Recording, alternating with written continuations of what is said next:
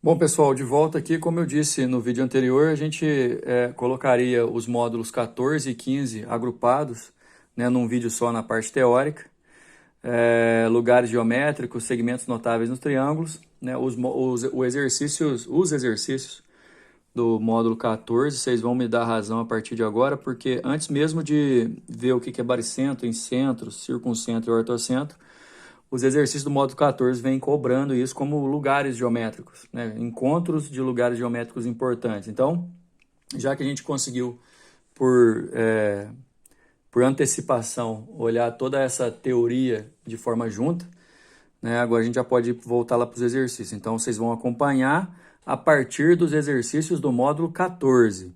Número 1. Na figura seguinte, o ponto I é o centro da circunferência inscrita no triângulo ABC. Esse ponto I, sendo o centro da circunferência inscrita no triângulo, ele é o incentro. Incentro é o centro da circunferência inscrita no triângulo e no triângulo ele é formado pelo encontro das bissetrizes. Por isso que a resposta do número 1 nosso pode-se afirmar que é o que está na letra D. E é o ponto de intersecção das bissetrizes dos ângulos internos do triângulo ABC. Compensa, né, a gente não só por definição, saber então que encontrou as bissetrizes se encontraram, formou o incentro, que é o centro da circunferência inscrita. A distância desse ponto I até as bordas, até os lados, é sempre a mesma, e é o raio da circunferência inscrita. Pessoal, o exercício número 2 é um exercício teórico, né? Ele pede a definição aí do baricentro.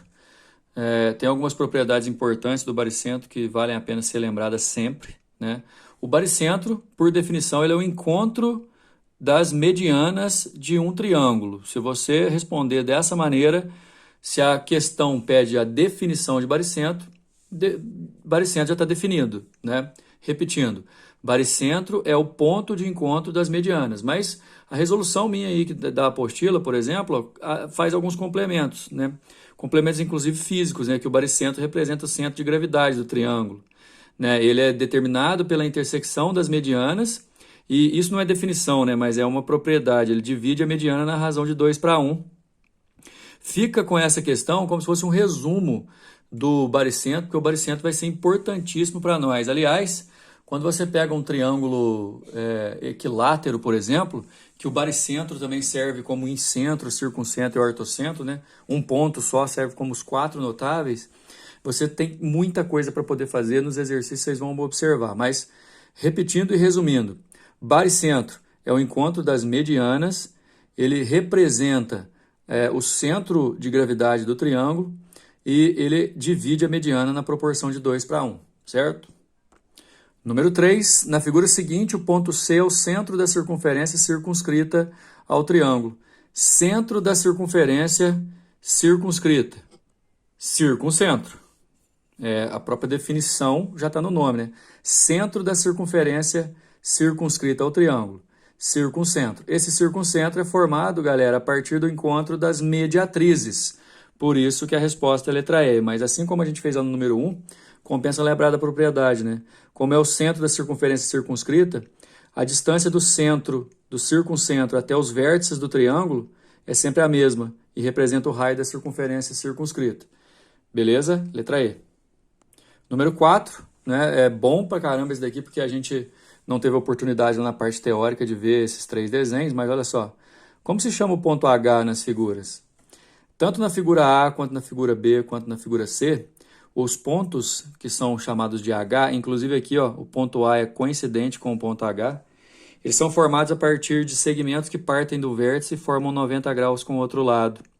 O segmento que parte do vértice e forma 90 graus com o lado oposto, a gente chama de altura. Então, galera, nos desenhos, todos eles, o ponto H é o ponto de encontro das alturas. Ponto de encontro das alturas é o ortocentro. Beleza? Tá respondido. Como se chama o ponto H? Ortocentro, por é sempre o ponto de intersecção das retas suportes das alturas do triângulo. Beleza?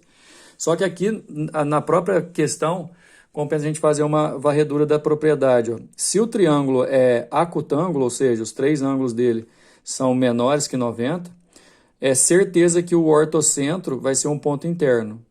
Se ele é retângulo, o ortocentro vai ser o vértice do ângulo reto.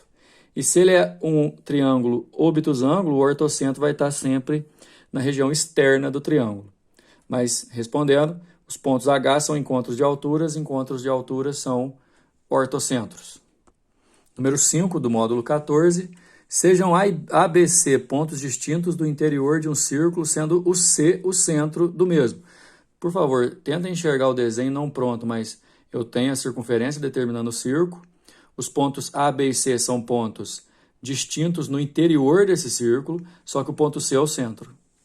Se construirmos um triângulo inscrito no círculo significa que os vértices vão estar nas bordas, com um lado passando por A, outro lado passando por B e outro passando por C.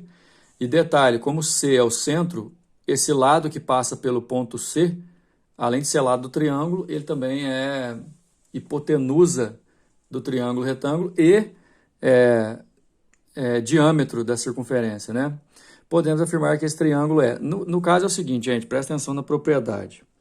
Tem a ver com ângulo interno, ângulo central, mas a gente sabe, por exemplo, que todo ângulo interno é metade do arco que ele define. Aqui, ó, como esse lado que passa por C é diâmetro, o arco definido aqui é de 180, metade é 90. Então, segue a propriedade.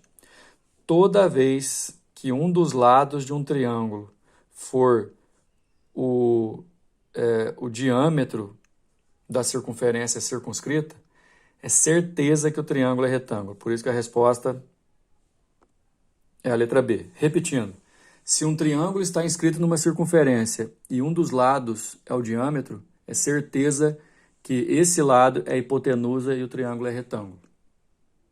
Dando sequência, pessoal, peço que vocês vão lá para a página dos exercícios propostos do módulo 15, para a gente poder resolvê-los. Olha só. O lado de um triângulo equilátero inscrito em uma circunferência mede 2 raiz de 3. Quer saber o raio dessa circunferência? Vamos lá? Circunferência, triângulo. O triângulo está inscrito, o triângulo fica dentro da circunferência. Ele é equilátero, então os três lados têm as mesmas medidas e espera aí. O centro da circunferência circunscrita, ao mesmo tempo, é baricentro, incentro e ortocentro também.